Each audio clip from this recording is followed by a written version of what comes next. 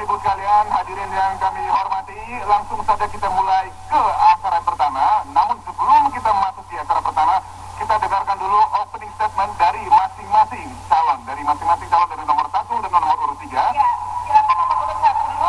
Secara singkat Pak, visi mungkin secara umum atau opening statement, silakan Pak. Ya, silakan berdiri bisa. Berdua juga boleh. Tapi singkat saja, mungkin ini sekedar pembuka begitu Pak, visi secara umum. Ini bukan yang 5 menit itu. Belum singkat saja Pak. Baik, mungkin dibantu.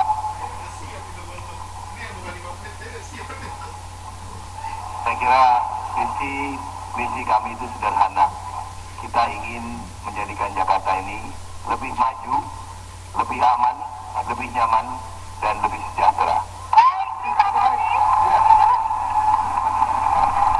Itu adalah visi-misi secara umum yang disampaikan singkat ya. Selanjutnya nanti akan ada pengajaran. Visi-misi singkat dari calon nomor urut 3. Silakan Bapak Joko Widodo dan Pak Basuki bersama saya. Assalamualaikum warahmatullahi wabarakatuh. Bismillahirrahmanirrahim. Alhamdulillahirabbil alamin. Wassalatu wassalamu ala asyrofil anbiya wal mursalin sayyidina Muhammadin wa ala alihi wa sahbihi ajmain. Amma ba'du. Kami Jokowi Basuki ingin menjadikan sebuah perubahan Jakarta yang lebih baik. Itu aja. Baik, terima kasih Bapak. Terima kasih Bapak. Masih banyak waktu nanti Pak. Baik, pemirsa dan hadirin yang kami hormati, kita langsung saja menuju ke acara pertama, yaitu penajaman visi dan misi, dan kali ini adalah bertemakan infrastruktur. Ya Pak ya, itu sudah siap, dan langsung kami persilakan untuk pasangan calon nomor 1. Terlebih dahulu 5 menit Pak waktunya, silakan bisa dibantu oleh calon wakil gubernurnya. Ya. Dan tidak sampai 5 menit juga tidak apa-apa, maka waktu yang tersisa akan diberikan kepada panelis untuk melakukan penajaman. Dan untuk Pak Joko dan Pak Basuki kami persilakan sambil menunggu dengan duduk. Terima kasih. Assalamualaikum warahmatullahi wabarakatuh. Salam sejahtera, selamat malam bagi kita semua. Untuk para panelis dan hadirin calon gubernur dan wakil gubernur pasangan nomor 3 yang saya hormati. Secara singkat tadi sudah saya sampaikan, apa yang kami rumuskan dalam visi kami ini adalah aspirasi warga Jakarta. Mereka ingin Jakarta yang lebih baik, lebih maju, dan Jakarta yang maju terus. Kemudian Jakarta yang lebih aman, lebih nyaman, dan lebih sejahtera. Untuk itu kami sudah menyiapkan rencana dan plan of action yang jelas. Yang berkaitan dengan infrastruktur, saya kira ini terus terang ada kaitannya secara langsung dengan transportasi, dengan tata ruang, dan juga dengan pengendalian banjir. Saya paham bahwa pengendalian banjir itu sekarang bukan lagi prioritas yang paling tinggi, tapi kemacetan barangkali merupakan prioritas yang paling tinggi, yang tentu erat sekali kaitannya dengan tata ruang. Bapak Ibu yang terhormat, Jakarta alhamdulillah sudah punya pegangan yang jelas, yaitu RT/RW tahun 2010 sampai tahun 2030. Pekerjaan besar yang berikutnya dalam tata ruang ini adalah membuat rencana detail. Rencana detail di mana saya ingin garis bawahi. Ini konsisten dengan keinginan kita untuk mewujudkan tata kelola pemerintahan yang baik. Yaitu kita akan menggunakan asas-asas transparansi dan asas-asas partisipasi publik yang seluas mungkin.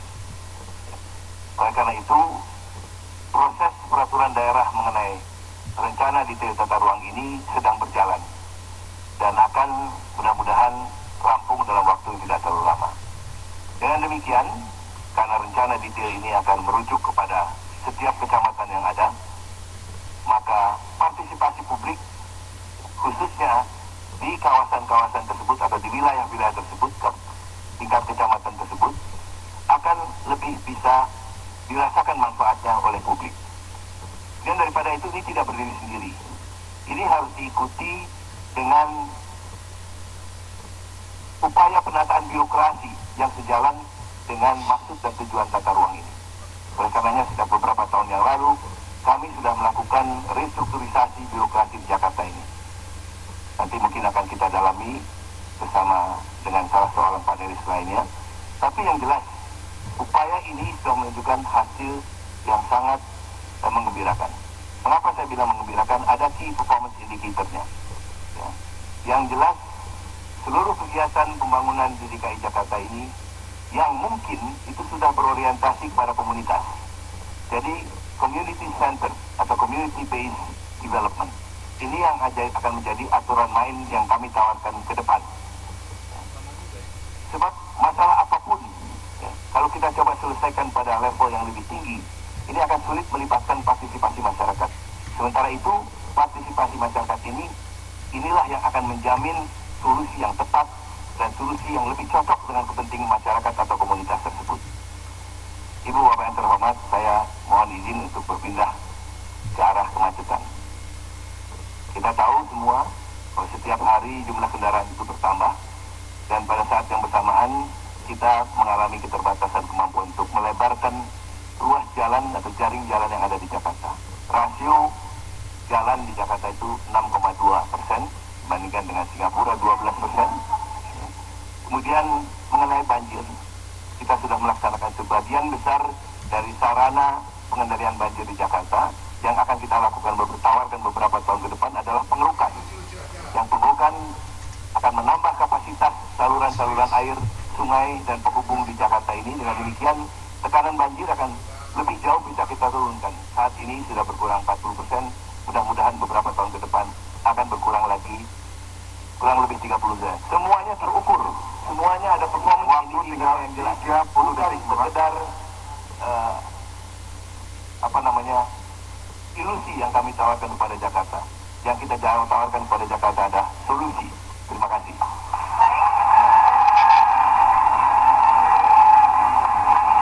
Baik, terima kasih.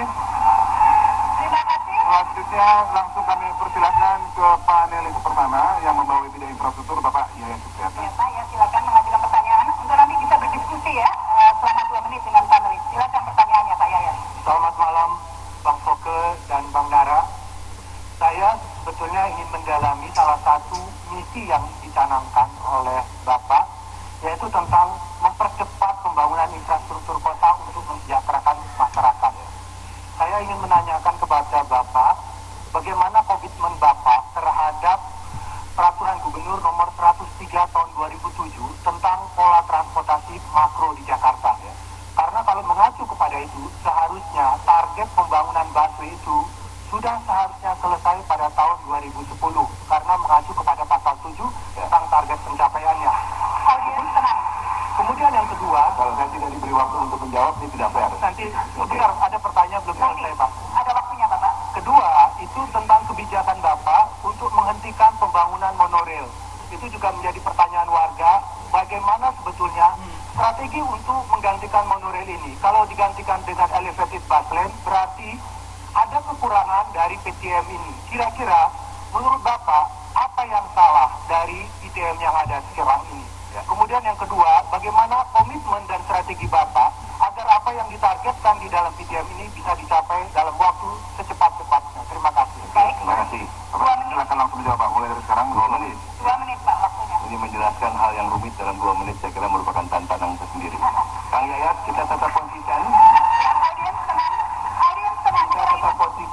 Kita tetap konsisten melanjutkan pola transportasi makro tersebut. Yang saya sudah selesaikan sekarang adalah panjang koridor yang hampir 2 kali lipat daripada saat saya mengawali masa jabatan saya. Jumlah penumpangnya akhir tahun ini sudah mencapai 129 juta penumpang per tahun. Pada saat awal itu baru 66 juta. Itu yang pertama. Yang kedua, persoalan monorail ini sebetulnya adalah berpulang kepada investor. Kegagalan itu bukan kegagalan pemerintah. Kegagalan ini ada pada pihak investor. Ya, Pak Yayat, saya kira tahu, mohon jangan diinterupsi dulu karena waktu saya juga terbatas. Kemudian, ya, solusi yang kita tawarkan adalah solusi yang paling tidak membebani rakyat Jakarta. Itu yang kita tawarkan. Kalau kita lanjutkan monorail ini, ada investasi yang sangat besar yang kita perlu keluarkan. Kemudian lebih lanjut, tidak ada swasta yang bisa membiayai. Pengalaman jangan terulang. Pengalaman jangan terulang. Ini harus merupakan proyek pemerintah. Oleh karena itu, kita memilih busway yang sistemnya sudah kita kenal. Kemudian sistem tiketingnya untuk diintegrasikan ini lebih mudah. Selanjutnya saya juga ingin menyampaikan bahwa subsidi atau shortfall yang diharapkan dari proyek tahun ini terlalu besar. 30 detik terakhir, Pak. Terlalu besar. Sehingga ini akan menjadi beban jangka panjang untuk warga Jakarta. Ini harus kita kurangi dan tidak boleh kita terima begitu saja. Lagi pula, mana ada shortfall diberikan kepada pengelola swasta untuk satu proyek yang investasinya oleh swasta. Ini tidak adil, tidak berpihak kepada rakyat. Ya. Jadi pola transportasi makro akan kita teruskan. Ada satu pertanyaan sebetulnya, Pak. Baik, waktu sudah selesai. Terima kasih Pak Fadli, terima kasih Pak Fauzi. Ya, ya mohon tenang sebentar. Sekali lagi kami ingatkan kepada audiens, dilarang meneriakkan yel-yel maupun tepuk tangan selama para calon gubernur dan calon wakil gubernur ini memaparkan visi misi atau sedang memaparkan Baik, pendapatnya. berikutnya kepada pasangan calon nomor 3 untuk mempersiapkan Visi visi misi misi ya. bersama untuk infrastruktur. Kepada Pak Fauzi Bowo dan Pak Nahrul silakan kembali duduk lagi menunggu. Silakan Bapak Joko Widodo dan Basuki Cahayapurnama 5 menit dari sekarang. Pertama-tama kami ingin mengucapkan terima kasih terlebih dahulu yang sangat tulus terima kasih ini kepada masyarakat pemilih seluruh warga DKI Jakarta yang telah memenangkan Jokowi Basuki di putaran pertama. Audiens tenang. Mudah-mudahan ini menjadi modal awal perubahan Jakarta. Saya ingin langsung ke action, jadi saya tidak ingin memberikan bayangan-bayangan yang terlalu sulit-sulit. Yang pertama masalah penjarangan hunian ini yang ada di kampung-kampung kumuh. Karena ke depan yang ingin kami lakukan ada pembangunan yang tidak dimulai dari senternya kota. Pembangunan tidak dimulai dari Kuningan, Tamrin, Sudirman. Tetapi pembangunan yang dimulai dari kampung. Ini yang ingin kita lakukan. Sehingga nanti hunian-hunian yang seperti ini di bantaran Ciliwung akan kita desain dengan sebuah desain kampung susun seperti ini. Kampung susun, bukan susun, tapi kampung susun. Yang pertama. Kemudian kami juga ingin membuat sebuah kampung yang sehat. Artinya apa? Kampung ini ada ruang terbuka hijaunya komplit, kampung yang punya ruang publik yang komplit, kampung yang punya drainase yang baik, kampung yang punya komunasi piteng yang jelas, sehingga kampung-kampung kumuh, kampung-kampung yang ada di DKI ini menjadi sebuah kampung yang sehat. Kemudian juga yang di bantaran sungai ada beberapa juga nanti yang akan kita bangun yang namanya hunian kampung deret seperti ini. Dan ini sudah saya komunikasikan dengan warga di bantaran. Dialog yang paling penting dengan warga itu ada dialog. Mereka sudah setuju, Pak, kami jangan digeser, tapi jangan direlokasi, tetapi kalau hanya digeser kami mau dan siap untuk dibangun hunian kampung deret seperti ini. Kemudian yang dengan kanan kiri rel, kami nanti juga akan kerjasama dengan PT KAI untuk membuat hunian kampung susun seperti ini. Ini bukan rusun tetapi jadi kampung susun berbeda, karena ini ruang terbuka hijaunya ada, ruang publiknya ada, komunasi pitengnya ada, drainase yang baik juga ada. Kemudian yang kedua mengenai transportasi masalah macet. Kita tahu bahwa yang namanya MRT itu blueprintnya sudah ada 20 tahun yang lalu. Tetapi sampai sekarang barangnya belum pernah kelihatan, digali juga belum, apalagi barangnya juga belum pernah kelihatan sampai sekarang.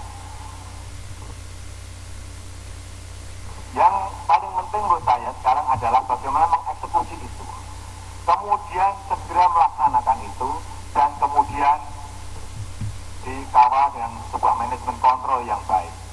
Saya juga menawarkan sebuah transportasi massal dengan monorail kapsul seperti ini. Titik-titiknya sudah ada semuanya. Ini. Kemudian monorail kapsulnya seperti ini. Ini sangat simpel, sederhana, dan yang paling penting tidak ada pembebasan tanah untuk ini. Dan yang kedua juga hijauan rambat bisa juga ada di sini sehingga menambah ruang terbuka hijau. Kemudian yang ketiga, ini lebih murah kalau dibandingkan dengan yang lain-lainnya. Dengan monorail kapsul. Tinggal 1 menit. Ini bisa susun 2 dan bisa 4 monorail dalam 1 tiang. Ini penting sekali untuk mengangkut orang lebih banyak lagi. Bisa di median jalan dan bisa di kanan kiri jalan. Kemudian untuk banjir, kami menawarkan yang namanya water storage dan water injection. Ini yang lainnya saya kira tidak perlu saya ceritakan bagaimana banjir tanah itu harus diselesaikan, bagaimana Cengkareng drain itu harus diselesaikan. Tetapi dengan yang namanya water injection nanti akan lebih mengurangi yang berkaitan dengan air yang namanya dengan lapisan permukaan. Waktu sudah habis. Terima kasih. Langsung kami persilakan Pak Yat sebagai panelis pertama untuk memulai. Selamat malam Bang Joko dan Bang Ahok. Saya orang Betawi aja. Begini, mudah-mudahan apa yang tadi ditayangkan, ditampilkan tidak sekedar janji. Karena dalam realitasnya banyak kebakaran di Jakarta, di kampung-kampung kumuh, dan upaya untuk membangun rumah susun sewa yang murah atau rumah susun yang murah di tengah kota sangat sulit di Jakarta.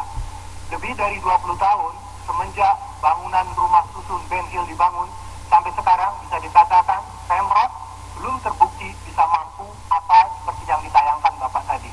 Nah, yang menjadi pertanyaan sekarang adalah bagaimana strategi Bapak untuk bisa membangun rumah susun yang murah? Karena satu hal, Pemprov sebetulnya punya aset hampir 17,4 triliun berupa fasilitas yang masih menjadi tanggung jawab pengembang.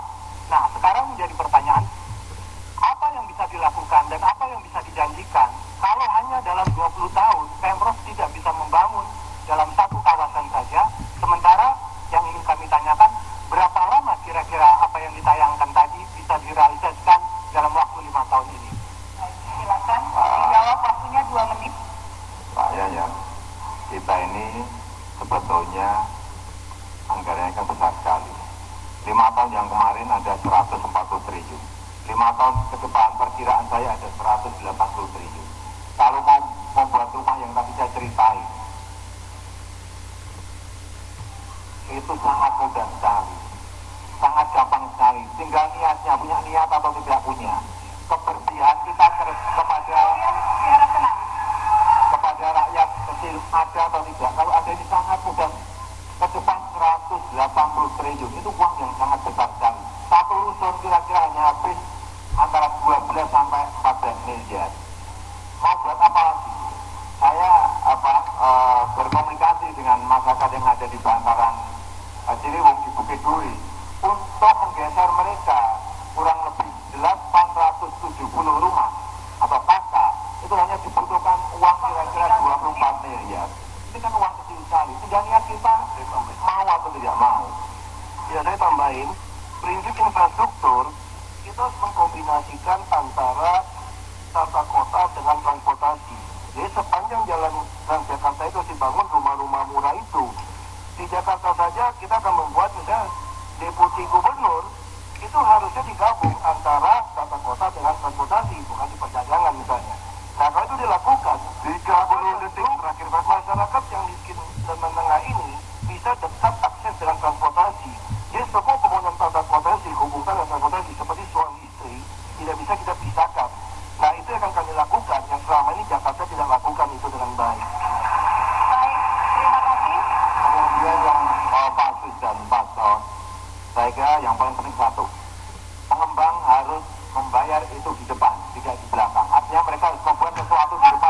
Joko, waktu sudah habis. Terima kasih banyak.